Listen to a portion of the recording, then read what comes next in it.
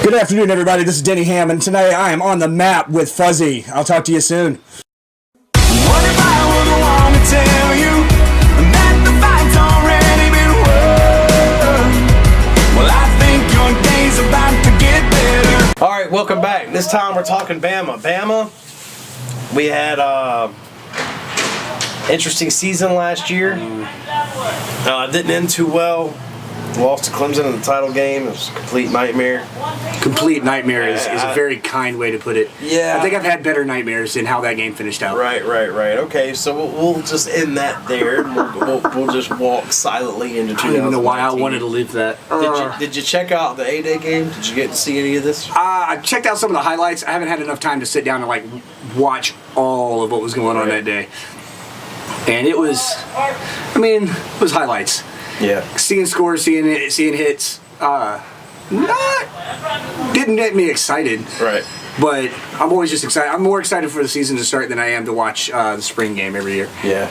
Going into 2019, what are you most excited about with this coming season? A lot of people yell offense, quarterback, whatever. What are you most excited about going into 19? Kickers kicking field goals. That's what I'm sorry. I just couldn't help it. That was too far.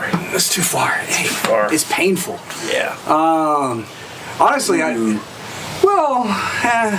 was honestly when I talked about the highlights earlier. That was one of the things I mentioned. Is hey, we got a 42-yarder. It was nice.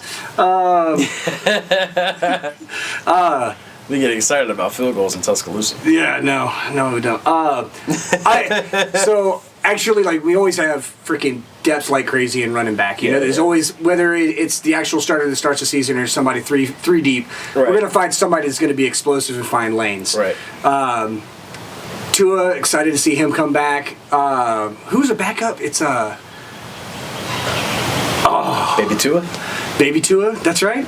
Is he actually? And then you've got Mac. Mac's in there. Mac's technically the backup.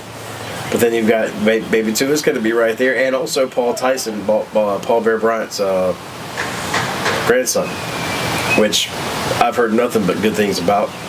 Said this yesterday on Mike's show. Everything, him and Tua, Baby Tua, actually played against each other in the state championship. In the high school state championship. So, and that was one heck of a game. If you hadn't seen that, look that one up. So, we've got a really good thing going on at Bama with our quarterbacks right now. I didn't realize we had it 4 deep like that, though. Oh, yeah. Quarterbacks are coming to Bama now, man. You look across the street over there, over in the Plains. You know who their quarterback's going to be? Auburn. Mike said here yesterday, pulled his phone out and Googled AU quarterbacks. It didn't answer. It didn't respond. It went to OU quarterbacks. It went to Oklahoma. I just followed it. Was Jalen's there now, right? Yeah. So Google didn't even recognize Auburn. Well, why would they? Right. There's no real reason to recognize Auburn. No, I guess not. But they've got their quarterback struggles. But it's good to be Bama right now.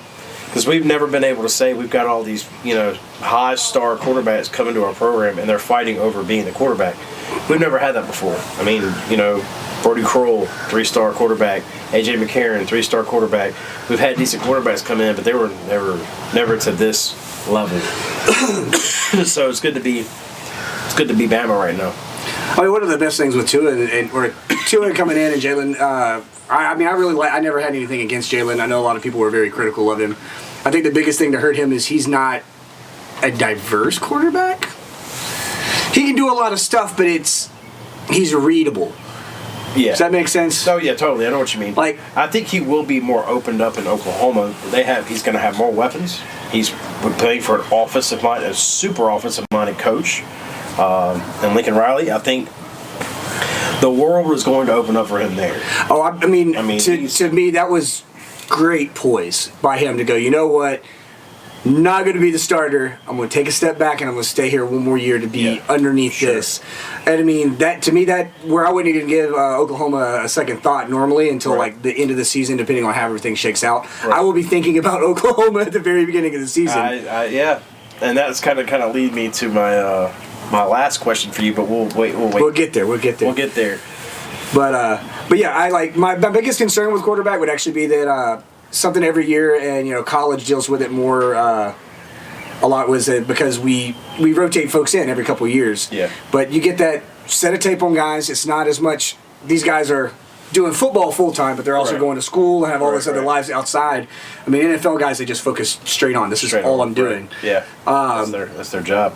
So I'm worried about how having this much experience against Tua, how that's going to affect our rivals. Like, how's it going to affect? Like, we're going. Oh man, where's my? I almost want to pull the schedule up. I had it up the other day. What you got?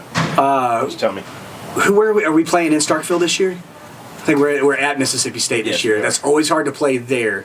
I agree. Well, I was going to ask you, what schedule, you obviously don't know about without looking at it. I'm there with you. Some of it I know, some of it I don't. You can look, use your phone. Oh, pull it up. Go ahead, do that. What schedule? What game on our schedule are you looking at going, man, that's the game right there of all games. That's the game we've got to bring our A game. Man, I worry about Auburn every year. Yeah, well, besides the Iron Bowl, I said that yesterday. I mean, that's we can be undefeated all season and still worry about Iron Bowl. You're going to say Duke? I'm going to say Duke and New Mexico State shortly after. That's what I said yesterday, Duke. Is, worried about Duke. The Auburn guys were on the other night making fun of us. We don't ever play anybody. Our schedules are always weak. We don't play nobody, and they always have the hardest schedules. Always have the hardest. Auburn always has we should not crap on Auburn. They always have it so tough. They do. I mean, they injure everybody they play against because they're just not tough enough to play against them. It's never any kind of low deal, low ball, terrible playing. Right. Destiny's always on their side. Right. Ask them about the clock. They only know how to count to one. They only know how to count to one. And then they know how to catch. One of the best things, the most advanced plays that they're good at catching balls that bounce off other people. Right. They're really good at not catching the ball that's thrown to them, but if it hits somebody else, they're on 100% every time. Yeah, every time. That's how champions are made. So we're at Auburn this year. Yeah. At Mississippi State, man. Mississippi State, they've been chewing to have our number. We're in College Station again this year against A&M. That's the game. Yeah. 12th man. It's they always brag about it. Of any game that'd be worried, it'd be A&M, Mississippi State, and I have family that are Mississippi State fans, and I grew up with pretty closely with a bunch of Mississippi State fans. Mm-hmm. I know they're having identity trouble when I'm talking about their mascot. Are they the Bears now? No, you're talking about Ole Miss. Ole Miss? Oh, I'm sorry. I get y'all confused. It's the Mississippi State. It's Mississippi folks. Right, yeah. I gave respect, and I have to take it away. Sorry, Mississippi. It's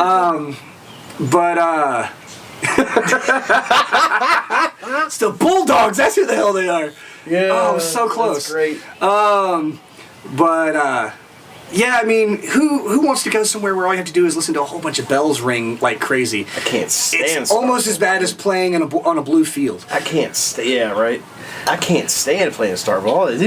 I mean, I gotta mute my television. I'm already muting it because of Vern and Gary, even though Vern's gone now. I'm already muting it anyway. But the bells just. Oh God. And they're not supposed to have them. Like, it's against... Everywhere else, it's like it would never illegal. Fly. Right. If we had a whole bunch of bells in Alabama, oh my God, it would never work. No. Yeah.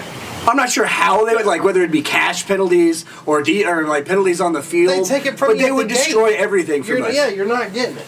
You're not getting those through. Mississippi, that's why. That's why it's okay there. Yeah, it's okay because nobody's there. Family heirlooms, and what are they bringing in? The next one that came to mind, I can't say that. I'm sorry. That would have been too offensive. I apologize. Oh no, I want to know. It's like it was his mama's bell. It's my mama's bell. That's wrong. I'm sorry, folks. That's good. It was worth it though. Oh man, I'm not as scared or worried about this Mississippi State as I used to be because Dan Mullen left. Dan Mullen's gone now. This new head coach, it's going to take a minute for him to get settled in. I do see Florida coming out and doing some things. We talked about this yesterday. I think Florida does come out and move and make some things happen. Change up what's going on in the East. Georgia? I don't know. I'm not putting them there yet. I do think they will be competitive with Georgia. Now, I think year 3, which will be next year, 2020, is when I look for Florida to make that bounce. then they become competitors in the East, and then Georgia starts having a hard time just walking it because let's face it, since Kirby's been there, or really even before then, Right before, Mark Wright when he was there, I mean they just kind of walked through the East like it was nothing because the East has been garbage for how long? It's just been trash. They've just been, ever since Tebow was in Florida, that's really like and it's just been trash, and everybody's going to the Western. All these recruits are going to the Western schools, and the East is just getting left out.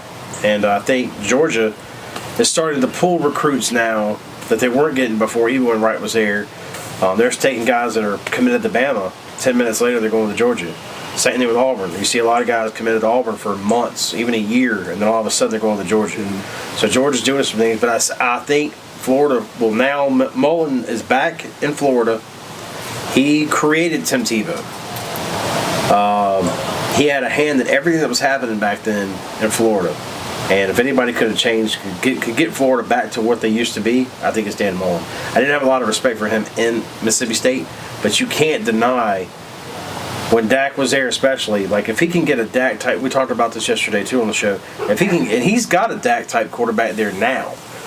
If he can get him anywhere near what Dak was at State, then I'm telling you, look out for Florida. I think 4 playoff teams this coming season. Oh yeah, man. I've asked everybody on the show this question. Let's see, I was watching a video the other day where the guy went through his top 5 college football teams. Yeah. He started number 5 at Alabama, and then number 4 was Alabama. Then number 3 was Alabama.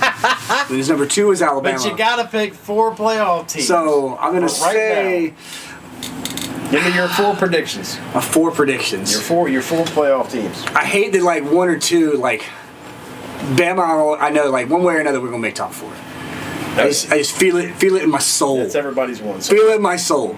Clemson, man, like it's hard to like slow them down. They didn't really like lose a whole bunch of folks last year. They did, but they've restocked. I mean, they're Bama baby. Not enough to like really weaken them. They don't play in the same Dude, the best 2 teams in the country. So Clemson will be there. Yeah. Ohio State will find some way to cheat their way in. Yeah. Then the wild cards are like got to worry about Oklahoma. I think this year Oklahoma, like they got in there last year. They've got a different person, different quarterback this year that's going to be good. I think that could really, it might do it, and they've got the experience there with them. Yeah. Got to think about Notre Dame. And then I'd love to sit there and say that there's somebody from the West Coast that I'd feel like to be in there. The Ducks could have a stellar season and maybe make it in, but I mean it's all up to like what happens with them. Right. USC could have a good season, but it's all about finishing the season on that side of the coast. Like we play a lot of our meat in the middle. And then we get our butts kicked right there at the end, and like we take a heavy hit at all the last part of our seasons over here. So one of the smaller teams that I'm excited to see us play or have them come to Tuscaloosa actually is Southern Miss. Yeah. Because I've always I actually tried to go there originally when I first graduated from school for the music program, not for football. But their program has really fallen off. It's nothing like what it used to be. Yeah. But it's here I am talking about another Mississippi team. Yeah, you and your Mississippi. Dude, what is up with that? What's up with that? I don't know. I'm feeling a little awkward about it right now. It's weird. But I am excited to see them come to Tuscaloosa. I think it could definitely benefit their program. They're never going to be in our echelon at all. But I'll be happy to see they have a history and a tradition. I mean, they're fine. You know, that's a Brett Favre went there. I mean, I didn't. Yeah, I knew that. I'm just kidding. I mean. It's and I'm sure that he'll one day remember that he went there. Right.